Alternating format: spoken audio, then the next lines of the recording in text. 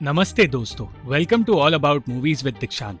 वदंती के दूसरे एपिसोड में हमें पता चला था कि वेलोनी के इस मर्डर केस में किसी अनजान आदमी का कोई लेना देना है और इस एपिसोड में हम उसी आदमी के बारे में जानेंगे। मगर शुरू करने से पहले मैं रिक्वेस्ट करूंगा कि आप हमारे चैनल को सब्सक्राइब करें और कमेंट्स में अपनी राय जरूर दें, क्योंकि आपके कमेंट्स और लाइक्स से हमारे चैनल को मदद मिल सकती है। वेलोनी का केस अब इतना फैल गया था कि हर कोई उसकी मौत और उसके कैरेक्टर को लेकर बातें करने लगा और धीरे धीरे अफवाहों को फैक्ट समझने लगा। एक आईपीएस ऑफिसर ने विवेक से टोनी और उसके पिता की बात करने के लिए उसे अपने घर बुलाया। उसका कहना था कि टोनी निर्दोष है, मगर विवेक चाहता था कि टोनी अपनी बेगुनाही साबित करने के लिए खुद उससे बात करे। उसी घर में छुपा हुआ टोनी विवेक के सामने आया और उसने बताया कि वेलोनी कभी उसकी गर्लफ्रेंड थी ही नहीं। वो असल में वेलोनी को पसंद करता था, मगर जब उसने गिटार सिखाते हुए वेलोनी के साथ जबरदस्ती करने की कोशिश की तो वेलोनी ने उसे थप्पड़ मारकर उससे हमेशा के लिए बात करना बंद कर दिया। उसकी मौत की खबर सुनकर टोनी डर गया था, क्योंकि वो जानता था कि पुलिस को उसी पर शक होगा,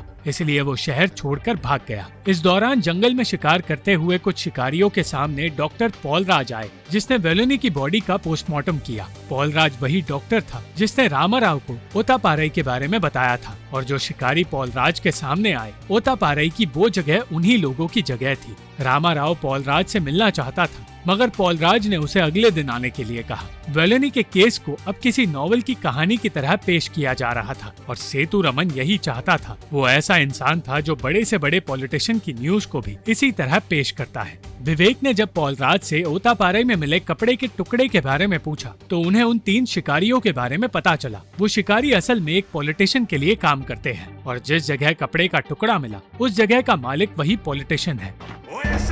वो तीनों अब सस्पेक्ट्स थे, मगर चंद्रन नाम के एक आईपीएस ऑफिसर के कहने पर विवेक को उन्हें आजाद छोड़ना पड़ा। दूसरी ओर विघ्नेश शराब के लिए पैसे ढूंढ रहा था और खुद के पैसे खत्म होते ही उसने लॉज की कमाई के पैसे ले लिए। सेबास्टियन, जिसके बारे में पुलिस को अब तक कुछ पता नहीं चला था, वेलोनी के केस के बारे में पता लगा रहा था। विवेक ने पुरानी फाइल्स में उस फाइल को ढूंढा जिसमें वेलोनी के गुमशुदा होने की कंप्लेंट थी। ये कंप्लेंट तब दर्ज की गई थी जब वेलोनी पहली बार घर छोड़कर गई थी। रूबी को जब पता चला था कि वेलोनी गायब है तो उसने विघ्नेश से मदद मांगी थी, जो उस वक्त लॉज में नया नया आया था। विघ्नेश हमेशा रूबी की मदद किया करता था और तब उसका बर्ताव भी अलग था, इसलिए रूबी को वो वेलोनी के लिए सही लगा था। वेलोनी जब घर लौट कर आई थी तो वो कुछ ढूंढ रही थी, मगर उसकी माँ उसके सामने आ गई और वो क्या ढूंढ रही थी ये हमें पता नहीं चला।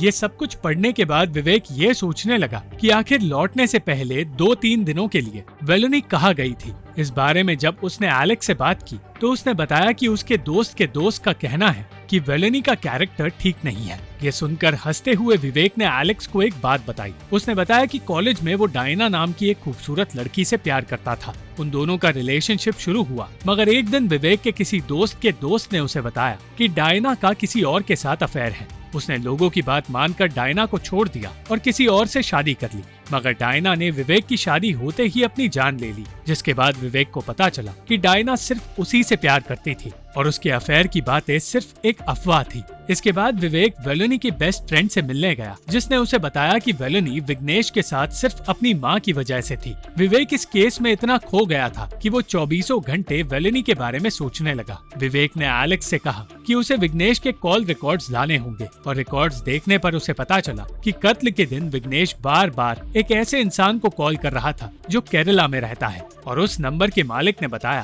कि विघ्नेश के फोन से उस आदमी के एक दोस्त ने कॉल किया था जो रूबी के लॉज में रहा करता था। ये उसी रात की बात है जब वेलोनी ने विघ्नेश से कहा था कि उसे वेलोनी को लेने आंटी के घर आना होगा, और उस वक्त विघ्नेश उसी मलयाली आदमी के साथ बैठकर शराब पी रहा था। मगर इससे पहले कि इस बारे में विवेक विघ्नेश से कुछ पूछ पाता, विघ्नेश लॉज से दूर जा चुका था और उसी जगह उसकी लाश पड़ी थी जिस जगह वेलोनी की लाश मिली थी। आगे की कहानी हम अगले एपिसोड में देखेंगे।